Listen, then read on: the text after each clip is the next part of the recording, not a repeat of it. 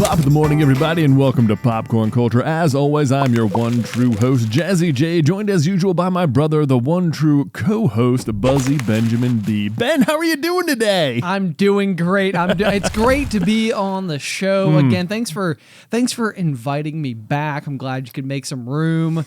You know, I had to move some things around. People were like, I don't think we want that guy back. And I was like, I demand that Buzzy B be back on the show. Make it work, people. Make it work despite the downturn in ratings.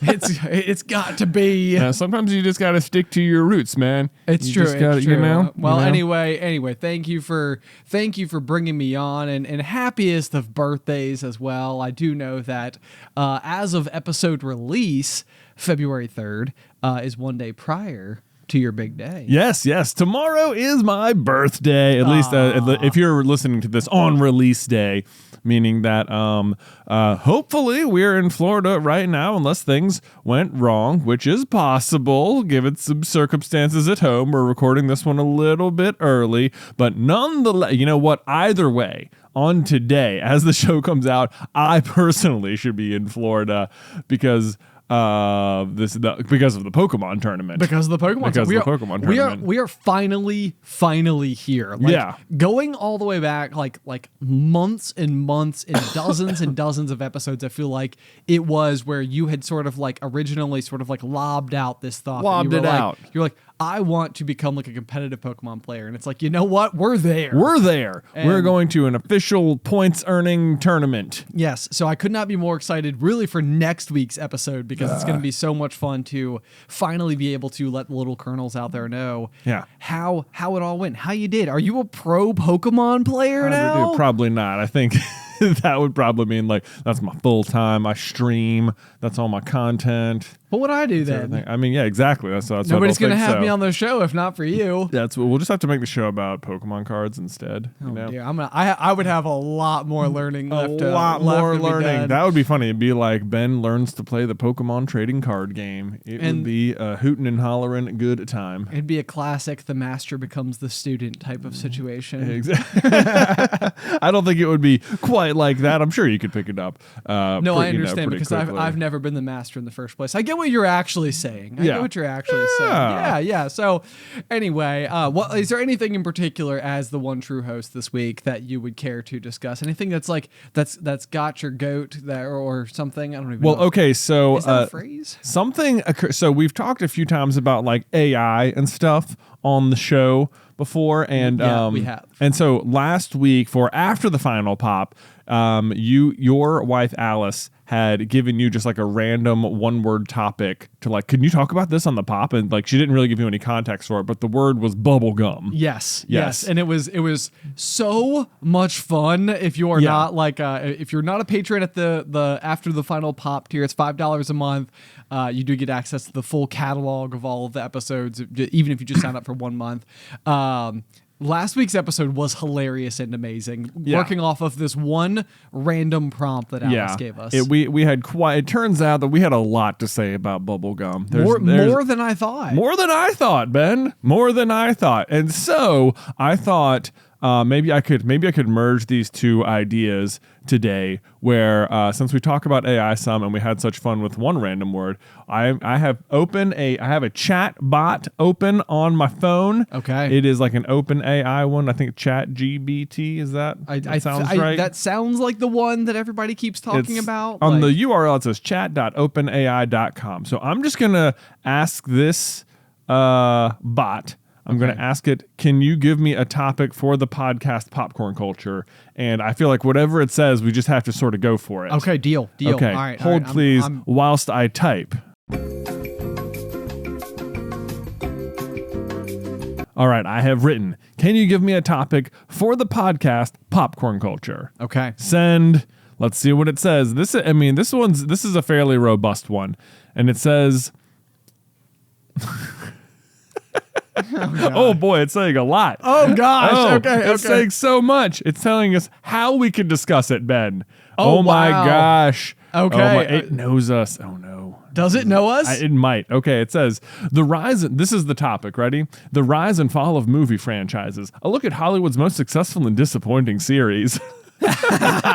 Then it says, this topic could include discussions on how movie franchises are created, the criteria for success and failure, trends and changes over time, as well as specific examples for popular movie series such as Harry Potter, Star Wars, Marvel Cinematic Universe, and more. It can also explore how movie studios decide to continue or end a franchise and the impact it has on audiences, critics, and the industry. Wow. It's such a robust answer. It's so much. I can't believe how well it knows us. What was the start of this? Okay, so this is the actual topic that we're going to try and go for is the rise and fall of movie franchises, a look at Hollywood's most successful and disappointing series. But I'll tell you what, one that comes immediately to mind is the Fantastic Beasts series. Yes, I know. Yeah, that is absolutely that's a great place to start. Yeah. Because, okay, so as we have been alive, I remember in the year, I think it was in 1997 is when Philosopher's Stone was originally released to the public. Okay.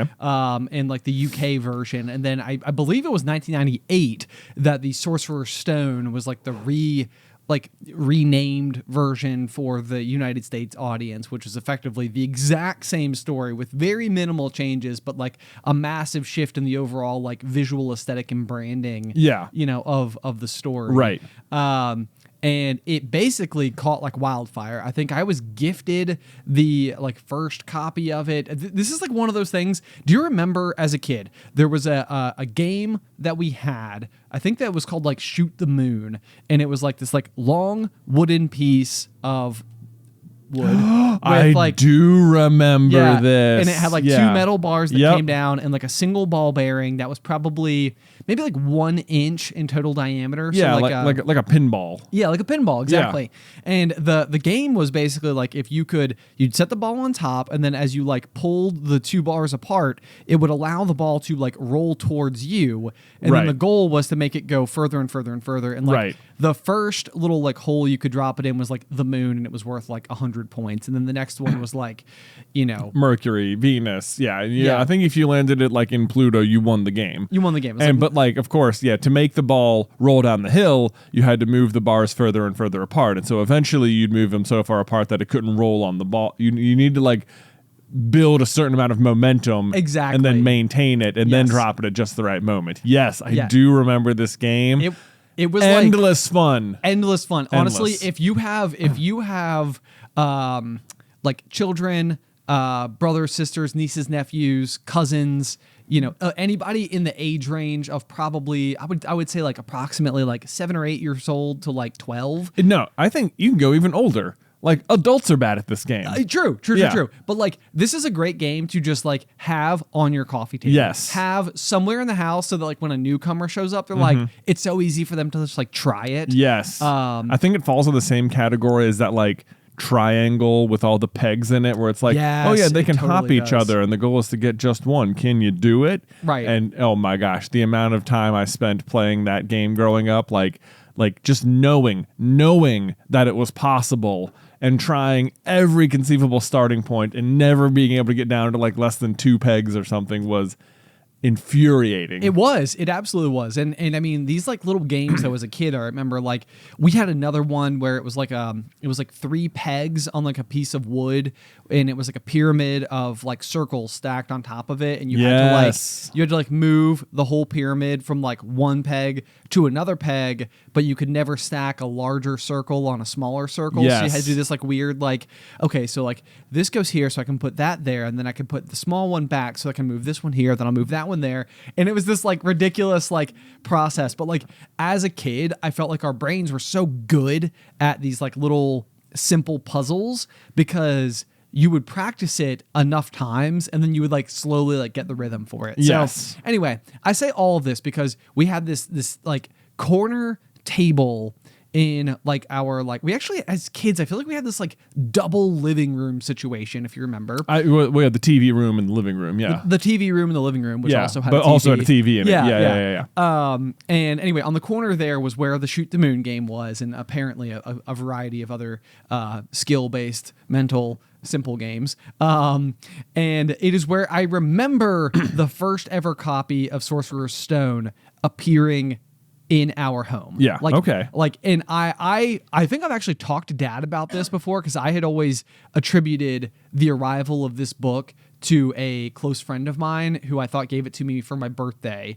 And he has said before that he had been reporting on the popularity of the series and wanted to see if we would like the books. And so it's like one of those things where it's like, to be fair, Dad, I thought that I knew, and it never occurred to me that there was another explanation. And I remember him telling me this. Oh. Anyway, so somehow, some way though, this book shows up and it's like basically like sweeping the globe. Yeah. You know, it's just like it. And the reason I start here is because I feel like it is important to talk about like how big it was, how important it was, because this is going to be like largely pre-internet days. Yeah. So you're talking like largely standard or traditional media spreading the flame, as well as like general word of mouth. Yeah. You know, people like reading the books and like, you know, talking about it with friends. But it's also, there's only one so far.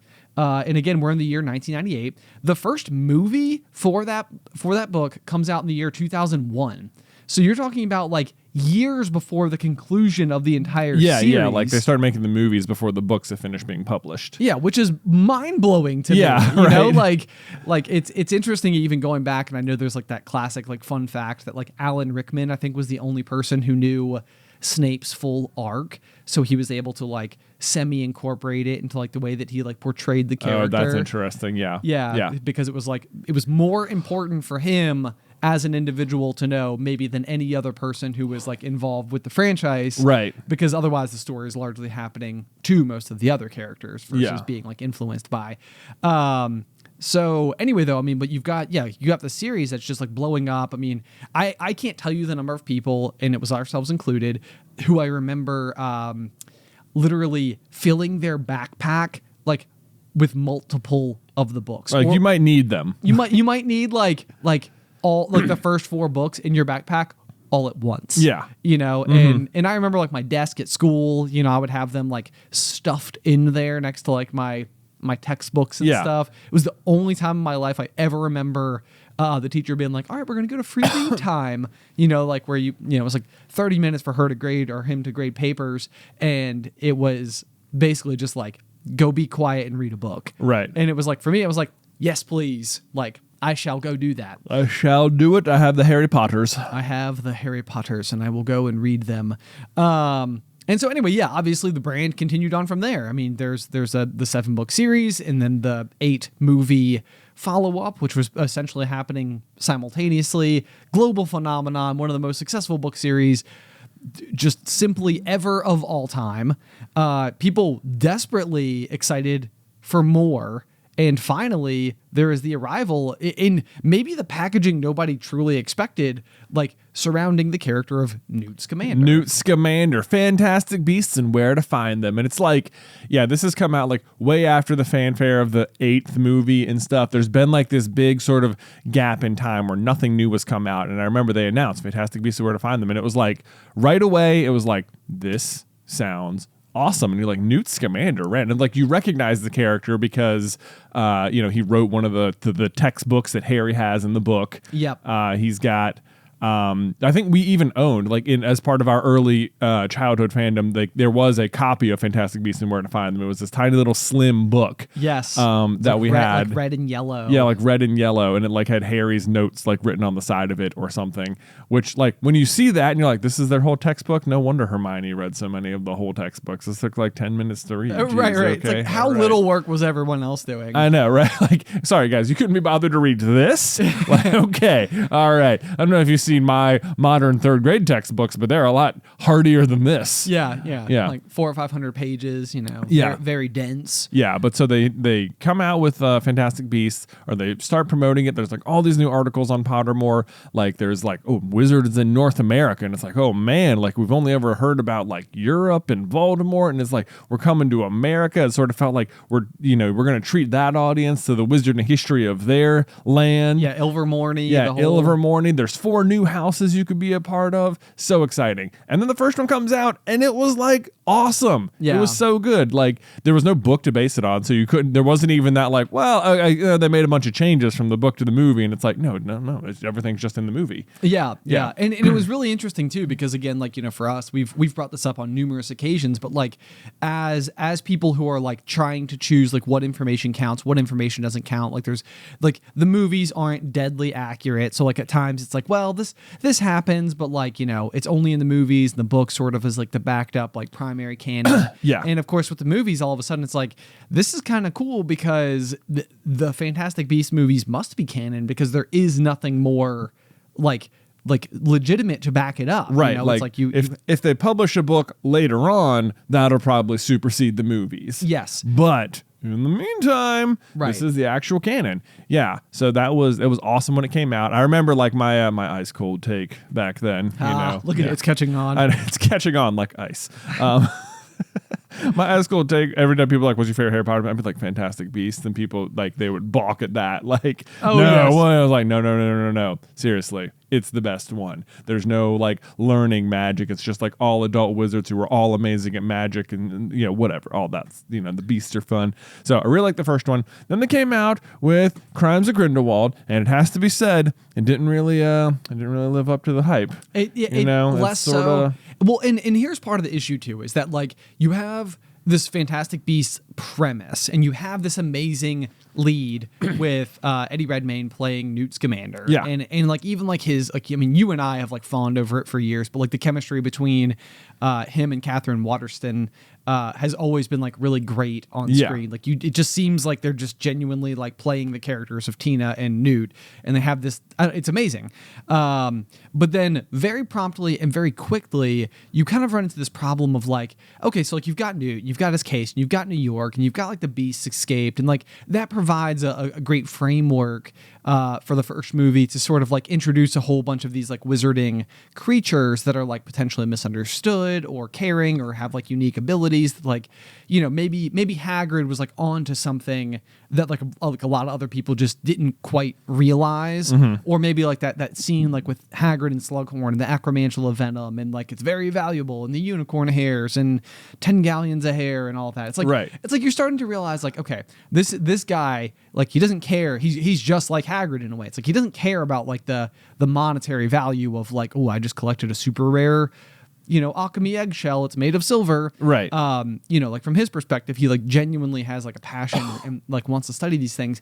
But then it was like they like ran out of that runway almost immediately, and it's kind of like, okay, well now we're basically falling backwards into the like Albus Dumbledore story. Yeah, Grindelwald story, which is just like, it seems like that's actually the story you wanted to tell. So now it's sort of weird that you started with Newt, but I guess he's still the main character because he was the main character in the first one. So we'll sort of put him in here, and he'll just sort of be like spending the whole movie trying to explain a typo in the newspaper or something. Yeah, right. Yeah. Well, and so like, yeah, pretty much that's the only thing that brings him into the equation at all, is basically like, oh, opportunity to see Tina, I'm not engaged. Like, Yeah. Like he's just trying to like get in front of her to tell her like the newspaper misrepresented my engagement, which is not real. Right. So that's literally all Newt, the main character, is doing in the whole second movie. Right. It's like, all right.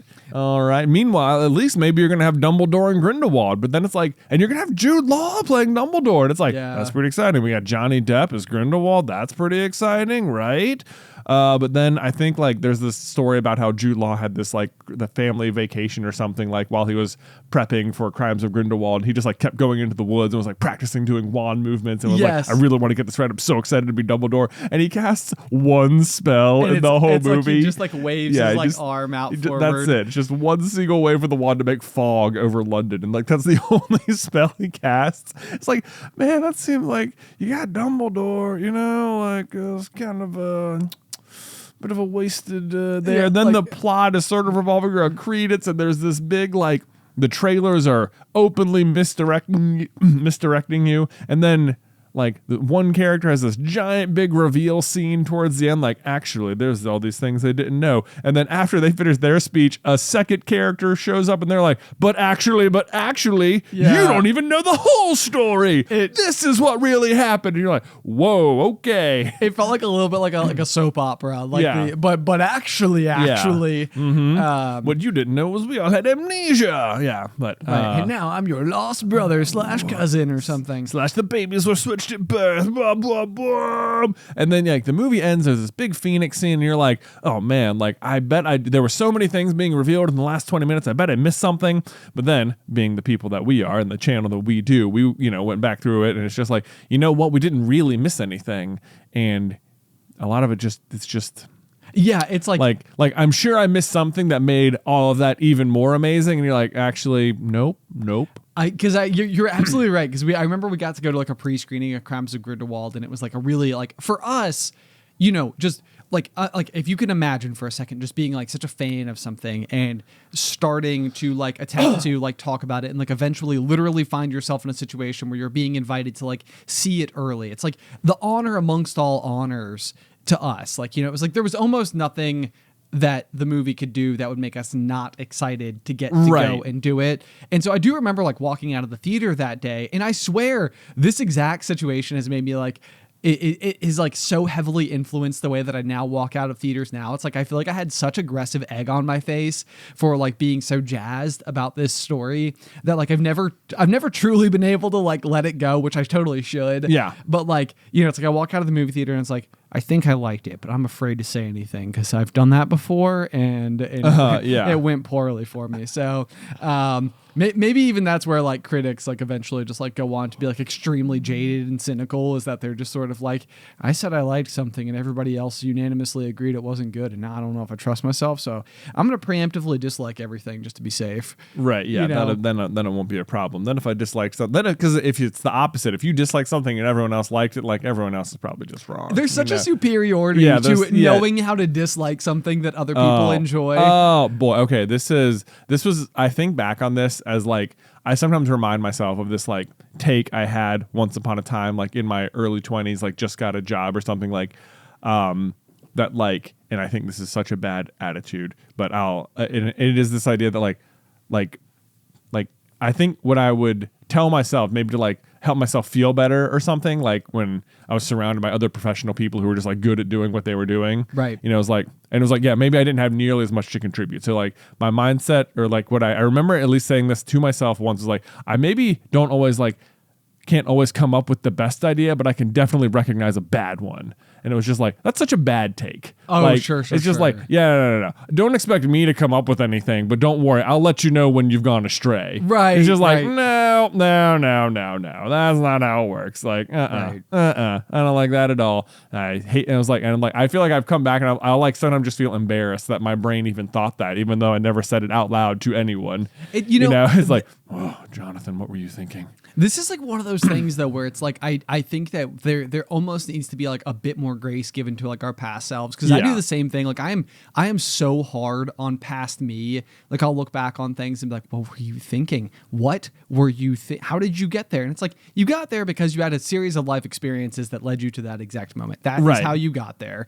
And what has also happened since then is you've had more life experiences that have helped you better understand the world around you. Exactly. And it's like, so you didn't stick to it. It's not like you can't fault yourself too much, because it's like maybe you had a bad take, but it's also like I grew since then, So like that's what we're hoping for, right? Yeah. Anyway, so back to our Fantastic Beasts series, because that's what we're supposed to be discussing. That's what we're talking about here, per the AI. So then we come to Secrets of Dumbledore, and boy, oh boy, does it seem like just the absolute perfect storm of disaster like looms over the Fantastic Beasts movie franchise. Yeah. Because like we said, coming into it, like the Harry Potter fandom was so strong, so big. Years later, Fantastic Beasts, like no one like maybe people weren't like actively involved in it, but people's like opinion about Harry Potter was nothing but positive. It was like, oh yeah, I loved those books. Right. Loved those movies. Yep. Fantastic Beasts just brought more people out of the woodwork, brought more people to the wizarding world. Crimes of Grindelwald seemed to like stumble, and people were like, but there was still at least hope that maybe we just don't see the whole picture yet. Right. Like that's what you kept thinking. Like I feel so often it could possibly be the case, like whenever you have the ability to, or the like the privilege of getting to like binge a television show. Yeah. It's like you get to the end of it and you're like, what? No, I don't even no, play. Yeah. Press play. I want answers. Give me answers. And then you have answers. And I remember for so long around the second movie, we kept coming back to the same conclusion where we're like, we're living in the in-between. We're living in between seasons. So it's like like eventually, and I remember kept thinking about this with our kids. It was like someday Luke will be able to sit down, watch Fantastic Beasts, love it, watch Crimes of Grindelwald, be like, what just happened? And then watch the next movie. And then he'll get the answers and it will be great. And like, he'll never dwell on what Crimes of Grindelwald either was or wasn't, because the answers will be like, well, you'll have the whole picture. And it was almost like, that's the problem with Crimes of Grindelwald. It's not that it's a bad movie. It's just, it's an incomplete story. Exactly. And yeah, it's the second episode, not the second movie. And like, just look at it that way. Yeah, there's going to be 5. It's all one big story. We know where it's going anyway. Like, it's all going to make sense.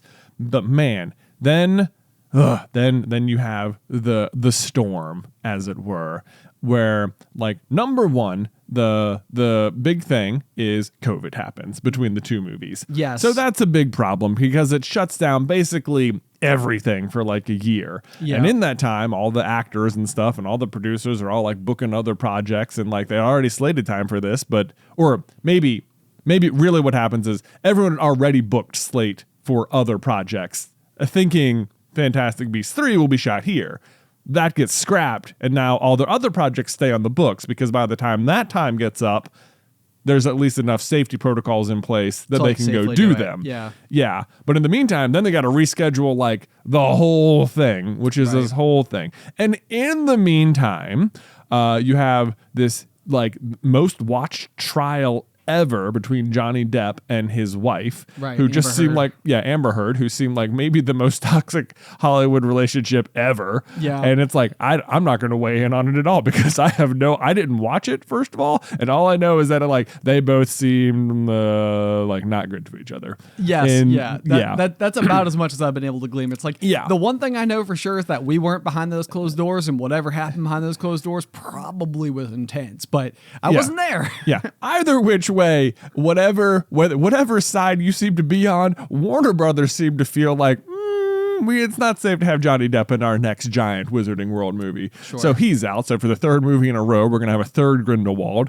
Whatever, that's fine. They get Mads Mikkelsen. He's awesome. So I thought he was fine in the third movie. Then you've got Ezra Miller, who also just in the meantime goes off the walls with, I can't even keep up with the number of things that he was getting caught up in. Yep. Like just a lot of like grooming and like theft, and it feels like was arson in there, like their drugs. Our trainer Gabriel had this like joke with me because I've been like off social media, but like he has like consistently been like he'll just like screenshot and send me like whatever like the latest like headline is, and it's just I don't know. I think it's like because he's a huge fan of the Flash. Yeah, of like the DCEU. Yeah, exactly. Which has also continued to like have its issues and everything. So, and then of course you've just got like the creator of the whole shebang. Yeah, actively on Twitter, just causing just refusing to make any kind of apologies. Just. So you've got that. You've got J.K. Rowling out there doing her thing. So you've got the Johnny Depp, the Ezra Miller, the J.K. Rowling. Trans rights are human rights. We'll just say that. So we're all clear and good on that. Which side we're on? We're on that. Hopefully we don't have to say, but so there's that, plus COVID on top of it all. Somehow, some way, eventually the third movie gets made, and you're like, well, maybe they've been able to like sideline Credence's plot enough, and they've been able to like Grindelwald's new actor just pretend everything's fine. He'll deliver a good performance. We're just gonna make it happen. We're gonna make it happen, and it's gonna come together, and the plot will be good enough to make it work. And that wasn't true either.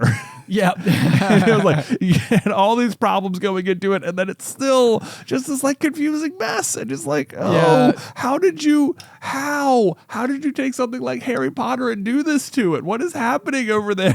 Right. It's very unusual, and it's just like it feels because the other thing too is that like, again, we are probably the people who are looking at it through like potentially like the most rigid lens in terms of what we have like set for our expectations from it. So like, for example, the movie series starts in the year 1926, I think. Yeah, 1926, the year Voldemort is born. The year Voldemort is born. And so it's like on so many different levels, it's like, okay, if you're going to choose 1926, it's like that is an interesting year because of what it means to the greater wizarding world. But it also means that if we're going to start talking about like the Dumbledore Grindelwald story and like the rise of like Grindelwald's power, it's like their famous duel doesn't happen until 1945. So like, what are we going to do about that? And then, hey, is that McGonagall? Because she's not supposed to be there either. And like, so there's like all these like stray things where it's like, it's entirely possible that we were looking at it through like a critical lens that was like a little bit too like, you've departed from the comic book source material. And it's like, maybe plenty of people are like, that's fine. Yeah, people were like, hey, McGonagall, that was fun. Yeah, it's like, oh, that's cool. Like, they've taught forever. They've taught together forever. Like, of course they have. Like, she's his most like trusted advisor. As like in the modern day. Why not then do it? It's like nobody else really necessarily like specifically needed to be as specifically fussed about it, I guess, like as we were. So, but it felt like the sort of thing that like they wanted to trick you with, like they wanted you to be able to solve almost. That was how it felt, yeah, for sure. For like, sure. Even down to like the inclusion of like the character of like Nagini, who all of a sudden it's like, whoa, Voldemort's snake. Like, again, 1926, the year he was born. Now we've met his snake. Now we know why she was so unusual and different and everything, because it was also like formerly a person, but like, why is she just like Dumbledore so much? And like, you're trying to read so much into it. It's like you desperately want there to be like the depth that I felt like we always knew to exist within this world. Like it's like the type of thing like where like if you know that a character has a specific kind of like wand wood, you can research that like style of wood in the known symbolism, and it will match that character's like attributes to the letter, and you're like, what? Impressive. It's like one time they mentioned beechwood, and then beechwood happens to mean blah, blah, blah. And it's like, how about that? That's absolutely unreal. And it's like, it wasn't unreasonable to think this, because this is what it was like in between the books. Yes. It's like you'd have so many questions and so many like theories and like, what if this, what if that? Can you trust Snape? Who was R.A.B.? What are the Deathly Hallows? I mean, endless conversations were had about these exact things. And then the next book would come out and it would either answer all of, like when Deathly Hallows came out, it like finally did, it like wrapped up basically everything. And it was like this big, like pull the strings together. Wow, look at the beautiful bow in the middle. What an awesome like wrap up. And so it felt like, no. There's all these clues, and guess what? If you dig into the details, you will find things that can help. Yeah. And like this is how Harry Potter works. This is just how it works. We're in the in between, and these are the kind of things you talk about. But well, and so then anyway, but like the other big mysteries that are then introduced is like we discover at the end of Crimes of Grindelwald, for example, that the character that we knew as Credence is actually revealed to be like Aurelius Dumbledore. And so another big mystery is sort of like, well, then how could Dumbledore have had either a sibling or a nephew or a son or like something that would like allow for this to possibly be true, because that doesn't fit with anything. And then you go through the whole sequence of Secrets of Dumbledore, and like that's finally revealed, and it's like, hey, it's Aberforth, and it's sort of like the Rey is Palpatine's granddaughter all over again. It's like, who's his mom? It's like, okay, like, okay, like I guess that's like, is that supposed to be satisfying? Because it's sort of just like, I don't know, like I don't have anything else to say. But then like even the grand duel, it's like, let's say the timelines are out. Let's just say that the grand duel that happens at the end of Secrets of Dumbledore is supposedly the duel that everybody has like been referencing. So like this is almost like the showrunners, so to speak, the producers of the movie being like, okay, we don't know if we're going to do movies 4 and 5. We're closing the story on the third installment of the movie. We can sort of leave it open-ended. We can sort of just say like, that was the duel. it's like the grand duel, the one that's referenced on like Dumbledore's chocolate frog card. Yeah. In the first book, like one of the first things we learn about him is this famous duel. Grindelwald. And then like the duel itself is not even remotely close to the caliber of duel that we saw between like Voldemort and Dumbledore at the Ministry of Magic. Right. They're doing like the unbelievable like swirls of water and the shards of glass that get like powdered into sand and stuff like that. It's like we've seen really cool wizarding duels. We've seen Dumbledore create like the Inferno over the Lake of the Inferi. It's like there's so much cool stuff, and instead what you end up with is like these two most powerful wizards who have this like history of like love with each other now like facing off like for the sake of all wizard kind or whatever, and it's like this like zoop. Yeah, they're just playing like flashlight tag with each other, you know? Yeah, it's like they're just zapping each other with tiny white dots, and you're like, what? This is not. Yeah, this can't be the duel. This can't be the duel. They even do. Then it's like they're like stepping on their own toes so much, because it's like Dumbledore tells Harry, "I didn't see him again until that duel," and it's like, well, you saw him. Not only did you see him, but you saw him on like Wizard National Television somehow, whatever. Like they literally showed you and him together on a screen and then showed us people around the world seeing you see him. So you just lied to Harry is basically what it comes down to. Now you just definitely lied to Harry, which is like, we know that's not your thing, that you like lied to Harry a ton throughout the books. But the thing was, everyone felt like when you got to King's Cross Station, like you were coming clean. Like you were not holding back any more lies. Like, now that you're here, Harry, and you've made the ultimate sacrifice for humankind, I will tell you the truth about everything and come clean about my past. For real this time. For real this time. Definitely not fingers crossed. Whoops, didn't see this finger. Even that, like the inclusion of the backstory that like there's this man known as Gellert Grindelwald, and like the Deathly Hallows themselves being not just like relevant to the capstone to the Harry Potter series, but like important, like they're integral. Like you discover that Harry has like the invisibility cloak, the resurrection stone, the Elder Wand. Like they're all major plot points, and they all sort of like they seem to keep like circulating back to like the Rita Skeeter, the Life and Lives of Albus Dumbledore, like oh, did you know that like as a young lad, Dumbledore sort of had this like history and like, whatever. It's like maybe he wasn't the champion of champions you thought he was. And it was almost like what Deathly Hallows was trying to do along the way was also start to lay the groundwork for this prequel series, right, that is like yet to come. Because like otherwise, if you kind of like look back on a lot of that information, it's like, did we need all of this? Like, it wasn't enough of like a constant through line throughout. Like there weren't like these like ongoing comparisons between like Grindelwald and Voldemort, and like no one was saying that throughout the time. And it's like, this is just like Grindelwald all over again. Right. Yeah. Like you would think that like some of the like the grumbly old people or something, or like History of Magic, it would be like a constant like, like as like Voldemort re-rises to power, like that, Professor Binns would be like explaining to them all about Grindelwald. Yeah, in the same way he does about like the Chamber of Secrets. It's just like I don't know, like it feels like there was so much intent, and then again, you had like the history of magic in North America, like information that popped out, like Isolde Sire, like the path of Salazar Slytherin's wand and how it led to the creation of like the school itself. It's there's so much backstory, there's so much like rich history that was like laid into it, and then it just doesn't make sense what happened from there. So my tinfoil hat theory, if you want to know, is that I think that there is a possibility or a chance that like Warner Brothers is like actively attempting to like reclaim entirety of ownership of the IP, and that it was basically just intentional. like it was like if we can lower the value of it to where it's like less marketable, then we can like take it and do useful things with it. Oh, you think they're tanking it on purpose so that they can fully buy it? Yeah. Wow, that is a big tinfoil hat. Yeah, I told you.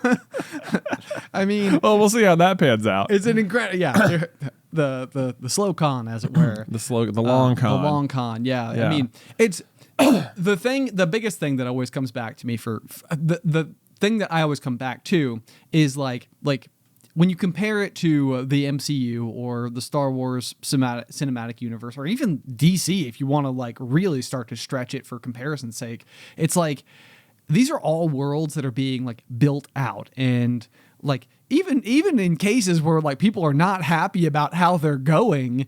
Case in point, the closure to the Star Wars Skywalker saga. It's like, how much Star Wars stuff have we had since then? Yeah, a lot. And how much Star Wars stuff have we had since then that has been great? A lot. Exactly. So it's like walk away, get away from Fantastic Beasts if you need to or want to or whatever. Like, go anywhere else. There's so much that people would love to see. That would be so cool. Yeah. That would be fun to explore. Right. Like, just because you've stumbled here does not mean you need to like kill the wizarding world. Right. Because like, guess what? They stumbled in other places too, and then just kept making stuff, and it's still good. Yeah, exactly. So anyway, I don't even know. Did we keep to the prompt? I think we kept to the prompt pretty solid. At least we talked about the rise and fall of the Fantastic Beasts movies, along with some other, children's toy stuff there at the beginning as well. Which brings me to my Wick of the Peak, Ben. Hey, okay, great time for great time for a nice little transition. Although we don't even need to play. Play the. And we're back. Back. All right. So, as I just teased, Wick of the Peaks, children's toys, stuff like that. So this past Christmas, we got Luke a toy that you and I also had as kids. Okay. I'm excited to hear what it is. Oh yeah, you're gonna love it. Are you ready? Because I think it is a toy that almost everyone our age at one point owned, and it is effectively the exact same today as it ever was, but it is just as much fun. It is the toy Bop It. No way. Oh yeah. Bop it. Bop it. Pull it. Twist it. Is it? Did you get him like that Bop It, or the one that's more shaped like a steering wheel that has like the flick it? Okay, yeah. So Chuck it. If you don't know what Bop It is, burn it. Yeah, burn it. Yeah. If you don't know what Bop It is, when we were kids, it was basically this stick-shaped toy that had like a baseball, like a bulbous end to it, and you would hold the stick part, and there was this big purple button on it that said Bop It. Yep. And then on one end there was a little like twisty dial thing, and you would twist it, and there was a lever at one end that you would pull. Yep. And the whole game is just reaction time, right? Like the game will say you're holding it, and it'll say either bop it, twist it, or pull it in a completely random order. Only 3 options. And every time you successfully do it, you have less time to react for the next prompt. Right. So, bop it, pull it, whoop, this is like endlessly fun to try and just get like the high score. Who can do it the longest or whatever. So, okay, that was going to be my question about it, because I feel like the thing that I always disliked about Bop It as a kid is that you were basically starting a game that ended in failure. Yeah, it's a high score game. It's a high score game, yeah. But there is no place where the score is kept, nor does it like have a readout or display for like, hey, you successfully did like 135. Okay, so the modern Bop It, over time, I remember there was a Christmas like years later when we were at our grandparents' house, and our younger cousins, Molly and Hadley, had received a Bop It toy, but it was a much different kind of Bop It than I remembered. Okay. Like it had Bop It, pull it, twist it, but then it had like 2 extra levers for like flick it or like hammer it, or there was like a bunch of extra things on there you might be prompted to do by the machine, as well as like accelerometer like motions it might ask you to do. Yes. Like it wasn't just like, you might have to like literally like flick it in your hand, or I think one was like, wave or like comb your hair or something. And you had to like make the motion around your body or like hammer something. And it was like, this is too much. This is not Bop It to me anymore. Like, okay, I get it. You've complicated it You've too much. overcomplicated Bop It. Bop It is 3 things. It is Bop It, twist it, pull it. That's it. Don't overdo it, Bop It. So when we were buying Luke his version of Bop It, I wanted to make sure that we didn't have any of the other weird, non-necessary things. You could not sound more like a grandpa right now. No, Ben, believe you me, Bop It obviously read the reviews and was like, okay, look, we've updated the shape, but we've scaled it back to just twist it, pull it, Bop It. Okay. And so that's what we have for Luke now. So it's a different shape than when we were kids. It's not like the stick. Okay. And it doesn't look like it like was vomited out by the 90s with its like Technicolor, teal, yellow, black, purple. Hey, it was gorgeous. It was gorgeous. A gorgeous piece of machinery. No doubt. I dare say they don't make them like they used to. They don't. I would, if I could buy the old stick one, I would, but I couldn't find it. So if anyone has an old Bop It that still works, they want to send it. It is updated so that now after, like when you play it, it will say like high score 62 or whatever. Okay, yeah. Cool. Now the only possible problem with this one is that like Luke wanted me to do it, and of course like I was way better at it than him. Oh dear. So now like the high score is basically unattainable to him. Which is unfortunate for him. But like every now and then we'll like find it, and it is like I find that like he'll want to do it, and then he'll be like, you do it, and then it's like when I am doing it, I am genuinely like I'm really trying hard. Oh no, I can 100% imagine. Yeah. There's like, to me it's like the magic has not been lost at all. It's like I'm playing it like, no, Luke, hold on, everyone shut up, I am focus right now. We're gonna pop it, pull it, Everybody stand back. Stand back. But I get, no matter who you hand it to, like this, you can like watch the seriousness veil like follow. They're like, okay, hold on, I really gotta focus. Like if I hand it to Beth, it's the same way. She'll just be like, no. You like your eyes like lose focus as like all I'm doing is listening and moving my hands. Yes, it's super fun. Yeah. So anyway, we got Luke a Bop It. Do you remember? Do you have any memories with the Bop It? I do. Okay, so there was. I feel like I owned my Bop It. I may have been the one who originally owned the Bop It of our household. Yeah. I can't remember how I came to get it, if it was like a gift or if I purchased it or something. But like, I do remember the commercials. They were like very, ridiculous and over the top, like all 90s kids commercials were. But anyway, we had one, but it came out around the same time as Home Alone 3. Or maybe even like we had it for like a year or something like that, and then Home Alone 3 came out. But like I remember growing up and not actually like super grabbing onto Home Alone's 1 and 2, but like I really liked remote control cars. Yeah. And so Home Alone 3, like the whole premise is basically that the kid has this like very special remote control car that like was swapped at the airport with his neighbor, who pays him for shoveling the sidewalk with this car that she accidentally got. Yes. As like, and she's like upset about it. She's like, fine, I'll pay you with this, and she gives him the car. And then he basically ends up using the car the whole time to like, make the bandits crazy because they're trying to specifically get it. Yeah, because they've hidden some dangerous like microchip inside the car. Which even when I think about that, I'm like, why did they think like an airport scanner finding a computer chip would be like, whoa, pull these guys aside? Oh yeah, right. You know? I'm not sure, but like the thing is that like when you pulled the shell off and you found this like I feel like they made the computer chip in this movie very akin to like a gold bar. Yeah. It was like cool looking. You were like, oh man, like, and so my childhood imagination, I can't remember when we talked about horror movies, if it was last week on the Pop or not. I think so, because we were talking about The Last of Us. Yes. Yeah. Okay. So I think that I had mentioned like for me, like when I get to the end of a horror movie, like it's not like I like survived it and it's like, oh, it's over, thank goodness. It's like I can vividly play the things that's like that scared me or terrified me or like nearly manifest them into existence, like in my dark room as I'm trying to go to bed that night. So it's like once it's over, it's not over for me. And I think that like when I watched this movie, it was just sort of like I had it in my head that like, you know what, it's possible that some of my toys, if they have chips inside of them, could have this special chip attached to it, and might be that one. Could be that. And so I think that basically like what I started doing was finding like any toys in the house that we had that would have a computer chip inside of them, including the Bop It. And I basically just took a screwdriver to it and completely took it apart.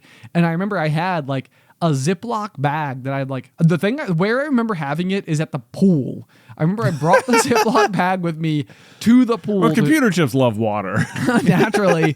But so I had taken the whole thing apart, and you have this really cool looking like green computer chip with all these like little things on it. Yeah. None of which I know what are. Transistors, maybe. Yeah, that sounds right. Sure. Yeah. Yeah. And I think I did it like with the telephone and the Bop It and like probably a remote control car just for good measure. Right. And I remember just thinking like these things are so cool and nobody ever sees them. They're like so valuable, probably. It's like I need to show people that I have these things Right. because maybe one of them has like missile guidance information on it or something, which is I'm pretty sure the one from Home Alone 3 had on it was some type of like crazy military threat thing. Anyway, so yeah, I completely destroyed it, and I think Mom was really upset with me. Yeah, Mom really liked the Bop It, if Yeah, I recall. yeah. We could not repair it. No, definitely not. I Yeah. absolutely broke it. Yeah.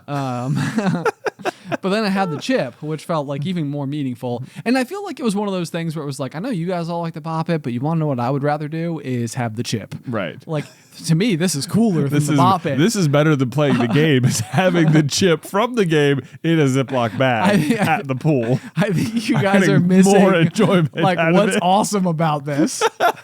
Like, I would have bought this just to take it apart and get the chip. In fact, I go to the store right now, get another one. never even put a battery in it. Don't even worry about that. Can you imagine if we bought another one and you take it in again? I don't know. I felt like Mom was exceptionally upset with you for this, and it couldn't have been that hard to get a replacement Bop It. I think about stuff like that too sometimes, and maybe it's just how much like the world has changed since we were kids, or even like it would have just seemed ridiculous to go and spend the money again to already get something that we had. Yeah. But I do agree with you. Like, it'd be the type of thing where I'm like, man, that's a bummer. Like, hang on, let me go on Amazon. We'll get another one. Yeah. Which is probably like bad programming on my part. That's how I would just like solve that problem. That's how I tried to solve, of course, my microwave llama problem, but it's never not funny. It's never not funny. I will tell you this. Oh my gosh, I have an update on that. Okay. Let me tell you, Give me the update. So we all know that I accidentally microwaved a hole in a llama. Yeah, despite the fact that Luke told you not to. Not to do it that way. Did you also take the microwave apart for its computer chip? No, I did not. But so, Luke, I felt so bad. I was like, I was doing the same thing. I was like, I'll just get you another one. It's fine. Like, I'm sure we can find the same llama, but of course we couldn't because they only make them in Australia, and somehow one had ended up in the TJ Maxx in Roanoke. And I was like, that's going to be the only one that ever came to America, whatever. Probably so. Probably true. Fortunately, he found a different stuffed llama. It was from the kids' books, Llama Llama Red Pajama. Nice. Yeah. And I ordered it for him, and he was super excited. But then so the problem was basically solved, right? Like, we didn't have the microwavable llama, but we had the replacement llama that was like, this is agreed upon as the replacement llama that you picked out, right? We're good. Cool. Case closed. Case closed. Put that folder, put in the cabinet. Put that in there. We solved it. Great. Everyone's happy. Luke had other plans. Oh dear. So then so later, while I'm like work one day, Beth's Aunt Joan comes over to babysit, and she's the one who initially gave Luke the microwavable llama, and he of course relays the entire tale to her about how we burned the hole in the llama. And Joan has the exact same reaction I do. It's like, oh, well, I'll get you another one. And Luke's like more than willing to accept yet another llama. Yeah, I mean, you can't have enough llamas. You can't have enough llamas. And Luke really believes that because he does it because apparently then they're doing the same thing. They're like looking on the phone and trying to find a suitable replacement llama. And the one they land on is actually a 2-pack of llamas. This kid. There's a pink one and a green one. So Luke, when she gets for him, and then like Beth tells me about it later, I'm like, no, I already got him a replacement llama. So then, sure enough, a few days later in the mail comes 2 more llamas. I'm just going to literally start mailing llamas to your house. Please do not. It's just like, no. I know. Now, even if it is now like if I ask Luke what his favorite animal is, he will say llama, and it is like great. I hope he tells me the story while we're at Disney, and I'll be curious to see I wonder if he's learning how well this works. He's like, oh yeah, got Dad, Joan. I know. Luke has now turned 1 llama into 3. Yeah. So yeah, there was a pink llama and a green llama, and he named them Pinky and Greenie. So Clever. they're just, they're around the house. And I don't even mind, I like llamas. I like The Emperor's New Groove. It's one of my favorite Disney movies. So it's okay. It's all right. But I was just like, I can't believe he managed to get 2 more llamas out of this deal. That is very impressive. That is very impressive. Yeah, I am he's incredibly sneaky. curious to see, because Luke is definitely like, he's a very like keen observer. Oh, He is definitely like dialed in and like I think he's got some of like your like strategizing mind, but I think he's putting it to different uses. There's no doubt. And I cannot wait to see what he does because Yeah. I feel like he's gonna do something cool. Yeah. Inevitably. There's no doubt. I have no doubt. Yeah, he's gonna work something out. It's gonna be good. I don't feel like it's gonna take him long to beat me at chess, like for real. Like at some point, like probably not for like a couple of years or something, but I think there is a point. I bet there is a point where if he sticks with it, he will be able to just genuinely beat me, no problem. That will be very interesting as well because I feel like you're going to be a pretty high bar for like growing up. For example, our parents, best of my knowledge, maybe like a small handful of occasions, but they didn't play video games with us. No, yeah, Dad would play Mario Kart with me sometimes. Okay, yeah. Yeah. Like, but I mean, it was not like a regular occurrence. Like, or I don't think there was ever a situation like where we came in and like Dad was just playing video games. Oh yeah, by like, himself. Yeah, by himself. No. Unless it was. Do you remember the game Oils Well? I do remember that. Yes. Oh my gosh, He I do did- remember him playing that just like solo. Just like I think that was part of his like early adopter like mindset of like. We bought have we bought a computers are a computer. thing that people are having now. We have a computer now. I can get games on this computer, and this was the Yes. one he bought. Yeah, I do remember that. That's Yeah. a good point. I remember it was like almost like a treat one night because he was like doing really well in the game, and he like and I'd be curious to know like how good he was at it because in my mind he was like amazing. Yeah. but I think we got to like stay up like after bedtime to like watch him play for like an extra half hour or Oh something. man, I know, so fun. I do think he was good at it because I would occasionally like remember that game and be like, oh man, like because I remember like after you beat the levels, like there would be some animation. The premise of the game Oils Well, if you've never heard of it, like you've been living under a rock or something. Yeah, so seriously, This like 4-bit game or something is that you are, I guess, I guess you are the oil company, I think, right? that's a weird Yeah, premise. this is the premise. And you have this like big oil pipe collector thing, and you're like directing it through this maze in like a Pac-Man style, collecting dots underground. Yep. And on each row of the screen, little like, insects and stuff are like coming at you.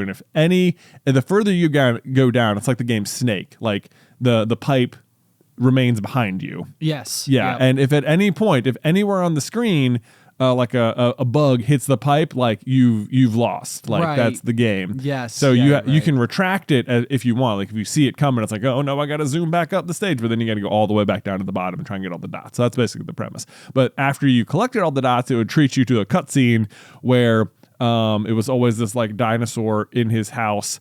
And he was just trying to live his regular dinosaur life, like watch TV on his, dinosaur television.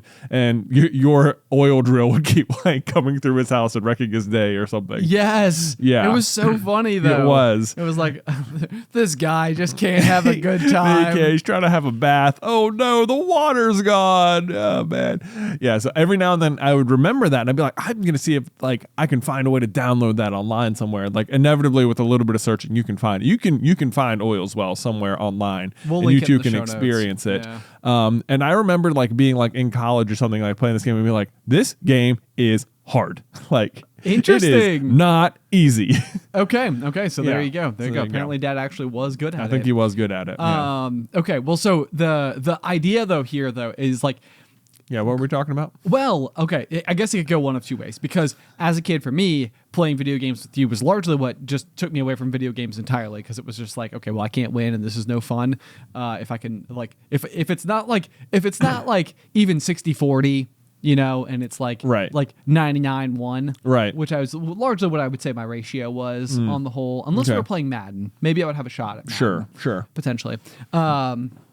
But I'll be very curious to see like how Luke will be or Nick and Nate at these games. Or like you brought up chess first, which is what made me think of it. It's like Yeah. it's like you got a pretty good like benchmark to be up against. Like probably in most cases beating an adult as a kid at a board game or a game in general is like you're just going to have a little bit more like wherewithal. You're just going to have a little bit more like knowledge about like the strategy of the game and everything, like how it works, or like in Mario Kart, like the secret passages that you can take. Right, yeah. But like I wonder how not long it will take for Luke to figure those out. Yeah, you're right. Like I don't know. And like I've looked at like kids' chess books and stuff. Like he can't quite read yet. So like as of like I think like next year, like while he's in kindergarten, I could probably get some very basic beginner ones. Because like I don't feel like I would play it a lot. There would be like, you know, after school chess or whatever, but I don't remember people being like, here's an opening you should memorize, or like everyone today is gonna try this. And it's like it always starts with pawn here, knight here, bishop here, queen here, like it basically, and then it's like, you know, which is like I feel like how you would teach it today or something. You'll have the ability to teach him the way that you wish you had been taught. Exactly. Yeah. And so like, cause sometimes I'll like, you know, on like TikTok or something, like chess talk will start coming up and it'll be like, here's a fun trap you can try against your friends. And it'll be like, do this. Then if they do that, you do this. If they do that, you do this. If they do that, you do this. Then you can do this and look at this. Checkmate. And you're like, I'll be like, I bet I could sit here and memorize this and probably use this for the rest of my life against like casual chess people. Like if I cared to, 100%. I could memorize this sequence and it would probably be effective against 90% of the chess games I had for the rest of my life, as long as it was just like casual play. Yes. You know? Absolutely. Yeah. And this is like even like backyard football, for example. It was so rarely the case that you were ever like running a play. You know, like you were never actually like strategically do like the play was someone is the quarterback, they can throw the ball a little bit better, and then otherwise everybody is just attempting to run away from their defender. Scramble. Yeah. And then you just throw the ball at the person who is the most successfully getting away from the person. Yeah.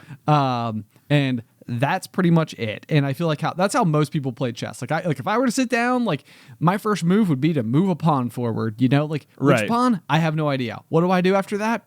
Literally no idea. Like I couldn't even tell you what a good start to the game was. I couldn't even tell you where you want like your best pieces. What are the best pieces?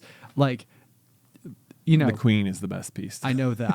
I do know the queen is the best piece. After the queen, the rook? The rooks, yep. Okay. The rooks. Okay. Yep. And then the knights and the bishops are both the same, and then the pawns.